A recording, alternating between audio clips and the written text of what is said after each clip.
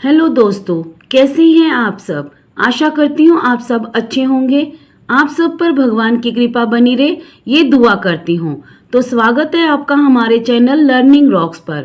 आज हम आपके लिए लेकर आए हैं एक कहानी, आजाद पक्षी। आजाद पक्षी। हमारा घर बहुत बड़ा था। आसपास के घर भी बड़े बड़े थे। कई घरों की छतें एक दूसरे के पास पास थी।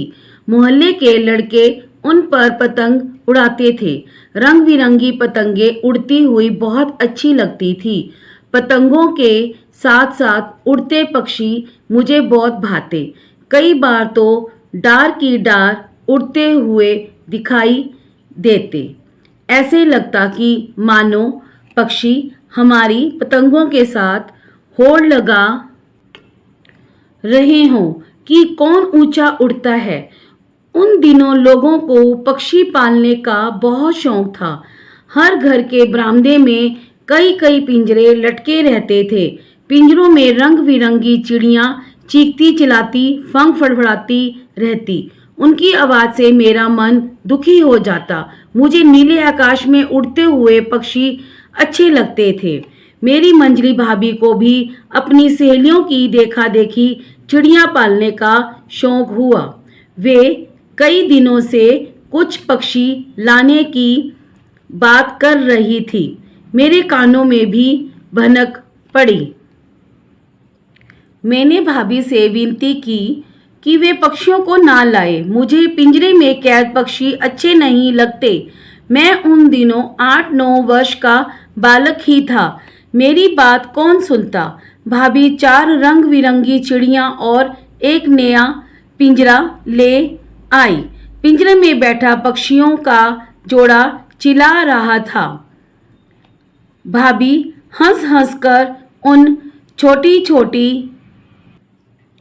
चिड़ियों की प्रशंसा कर रही थी। वाह, कितनी सुंदर चिड़िया हैं। सभी खुश थे, बस मैं ही उदास था। मैंने भाभी से कहा, आप इन पक्षियों पर अत्याचार कर रही हैं। इन प्राणियों ने आपका क्या बिगाड़ा है जो आपने इन्हें कैद कर पिंजरे में डाल दिया है।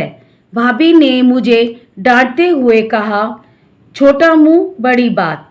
अपनी उम्र तो देखो, बड़ा आया है मुझे सिखाने। जाओ छत पर, तुम्हारे मित्र पतंग उड़ा रहे हैं, तुम भी उड़ाओ। मैं उदास हो गया और सोचने लगा कि कैसे इन पक्षियों को स्वतंत्र करूं। एक दिन मुझे अवसर मिल गया। भाभी अपनी सखियों के साथ फिल्म देखने गई। मैं उनके कमरे से होकर बरामदे में गया। पिंजरे का दरवाजा खोला तो पक्षी सहम गए।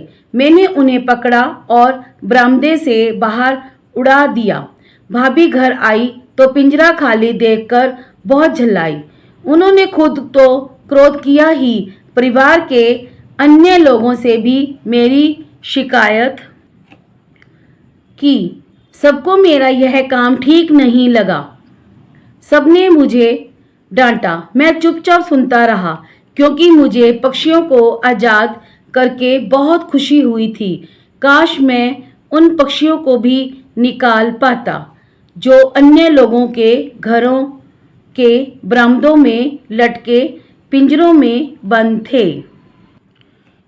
इस कहानी से हमें यह शिक्षा मिलती है कि हमें पक्षियों को कभी पिंजरों में बंद नहीं रखना चाहिए। उन्हें खुले आकाश में घूमने देना चाहिए। तो ये कहानी आपको कैसी लगी कमेंट करके ज़रूर बताइए। वीडियो पसंद आए तो लाइक शेयर एंड चैनल को ज़रूर सब्सक्राइब करें। वीडियो पूरा देखने के लिए धन्यवाद।